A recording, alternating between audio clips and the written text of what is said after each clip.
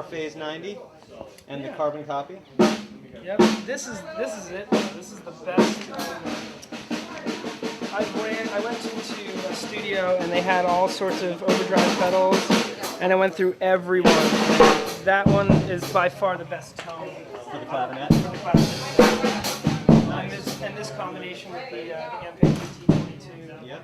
V4 through the 412 is my favorite sound. I've run them through, matchless, JMP, Marshall JMPs, Fender Twins, this old Supro that I've got, and it's nice to kind of combine. Like sometimes I'll run them through 3 amps simultaneously and just set them at different tones and maybe just break up the tubes, and use the overdrive. But yeah, that's my favorite. The Pog is cool. Yeah, the Pog is just adds. It gives you the full sound of the natural sound, and then it adds like the octaves. So where you would normally hear something like throw the Pog on, it sounds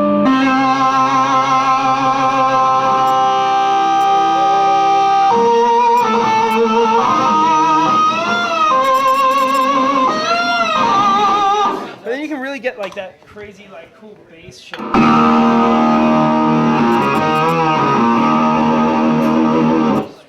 Nice. Check it out.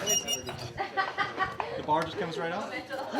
Yeah, just, you kind of just screw it on there, and then I just push it in and just kind of tighten it like that, and got it. Stays, and then you just kind of loosen it up. So you do your own teching on the road? Yeah. My own teching, I replace strings if I need. Look at the copper... shielding. Copper shielding? Like, this is so different than a lot of other clavinets I see. There's an XLR output with this little, I don't even know what that is. I use the 1/4 inch out because I feel like it sounds the best. Yeah. But this is the whole thing here. I mean, so the whammy bar connects to. Yeah, this is the whammy bar right here. This was a little piece my friend made for me one time. There was just a string holding this from going beyond a certain point. Gotcha. It needs to be held here, otherwise there's nothing to kind of keep it from. Right. Like a backstop, like it just keeps it from. Yeah, so that it holds its tuning at this point. Gotcha. And when you bend it, when you push it down, all the strings run underneath, and they connect to these little points right here. Gotcha. So they run. It makes it really difficult to string. Yeah. To restring. Normally, you hook the string into these parts right here. It's pretty simple to replace the string, but here you have to wind it. Kind of run it underneath here, kind of curve it up, all while holding the tension down here. It took me like 3 whole days to restring the entire thing when I first got it. It's pretty simple. But my friend built this for me, this piece right here, which is a metal piece that stops, if this ever were to break, right. It's also resting on this and it won't go anywhere. Because I had a show where this broke, this popped up, the top popped up, and I had to call my tech over, and he just basically we had this down, and he taped this down so I could get through the rest of the show, but it was like slightly out of tune. How did you figure out the exact height of the whammy bar for the perfect tension? The trial and error, or did you? Yeah, no, he came in and he measured.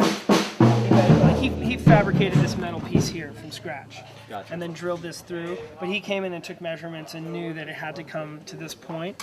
When the top is closed, it's very, very specific as to where this needs to lie, right in here, so that because it's sort of at an angle. Like this comes up at an angle, and so it's just more or less trial and error. Great mod on the instrument. Yeah. Something we don't see a lot.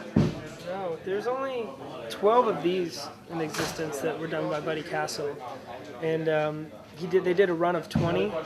Buddy Castle, the guy who invented this, is friends with my piano technician Jim Wilson, who's amazing. And some of those were crappy, and they threw away 8 of them. So there's only 12. Apparently, there's only 12 Castlebars in existence. Threw away the bars, not the clavs. The whammy bar, the whole whammy mechanism, not the clavinet. Yeah. And apparently, Buddy Castle has some of these chassis in stores somewhere, but actually doesn't know where they are. Oh, really? He doesn't know where, somewhere in the U.S. He sold 8 to Eddie Reynolds years ago, and then he sold them to Stevie Wonder, Jim Fox, a studio in Chatsworth, which is where I think this originally came from, George Duke, and he sold one to Charlie Wicks at Kalamazoo. So this is actually not a new mod. This is an old mod. This is from rediscovered. 1978. That's yeah, awesome. And there's two types, the D6 and the E7. So this is even more rare because I don't even know how many.